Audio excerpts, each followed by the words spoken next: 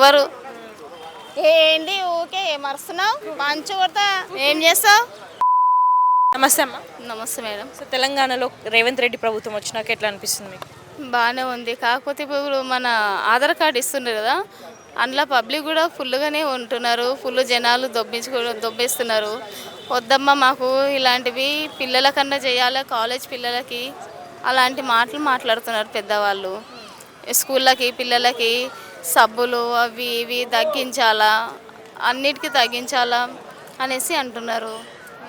మాకైతే ఇప్పుడు అందులో పోతున్నాము, మాకైతే ఫ్రీ బాగానే ఉంది.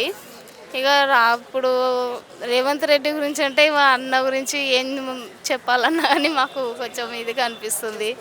అతను వచ్చాక ఎలా అనిపిస్తుంది? మంచిగానే అనిపిస్తుంది. ఇప్పుడు ఇప్పుడు డబుల్ బెడ్రూమ్ గురించి దాని గురించి దీని గురించి ఏది చేస్తారా లేదా అని మాకు కూడా కొంచెము డౌట్గానే ఉంది. వచ్చిన 100 రోజుల్లోనే రైతు బంధు ఇస్తా అన్నాడు, కొన్ని హామీలు నెరవేరుస్తా అన్నాడు కదా, నెరవేర్చాడా మరి ఏమన్నా? ఇప్పుడైతే అన్నీ చేస్తా అనేసి అన్నారు. ఇప్పుడు ఇంకో ఎలక్షన్ ఉందిగా మేడం, అప్పటి వరకు మేము కూడా వెయిట్ చేస్తాము. ఆ తర్వాత మళ్ళీ డిస్కషన్ చేస్తారు అంటున్నారు చాలామంది. లేడీస్కి బస్సు ఫ్రీ పెట్టడం ఎలా అనిపిస్తుంది? మాకైతే మంచిగా ఉంది మేడం, బస్ అయితే ఫ్రీ పెట్టడం మంచిగా ఉంది. చాలా అవసరమైన దానిలోకి తిరుగుతున్నారు ఆడోళ్ళు అంటున్నారు. లే మేడం, పిల్లలు అట్లా తిరుగుతున్నారు స్కూల్ పోకుండా, అలాంటి సిచ్యువేషన్ వస్తున్నాయి.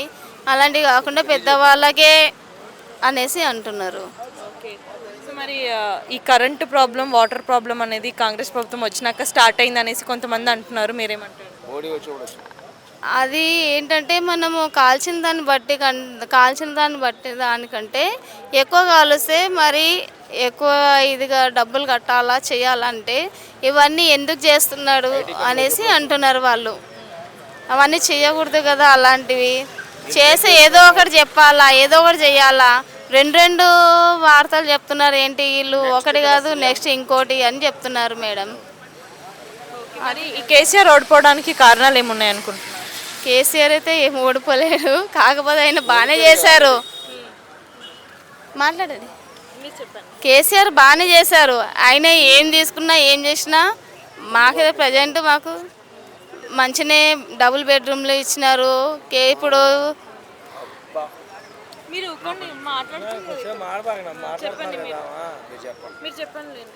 డబుల్ బెడ్రూమ్ ఇచ్చారు.